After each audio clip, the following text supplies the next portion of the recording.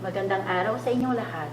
Nais namin ipaalam sa iyo ang tungkol sa paparating na pagtatag ng lungsod, pagtatanggol pang hipapawid, pagsasanay para sa taong 2026. Ang ehersisyo na ito ay magaganap sa Lunes, ika-10 ng Agosto, mula alas 12:30 ng hapon hanggang alas 3 ng hapon.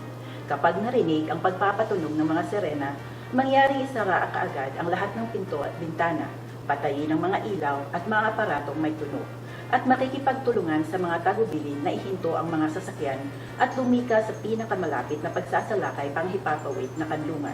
Kailangang sundin ng lahat ang patnubay ng pulisya at ang mga tauhan sa pagtatanggol sibil. Ang mga hindi sumunod pagkatapos na payuhan ay maaaring maharap sa multa mula 30,000 hanggang 150,000 ayon sa Artikulo 25 ng Batas Pagtatanggol Sibil. Magtulungan tayong lahat sa pagsasanay na ito upang mapangalagaan ang ating mga minamahal na tahanan. Ang pamahalaan ng lungsod ng Mayali ay nagmamalasakit sa iyo.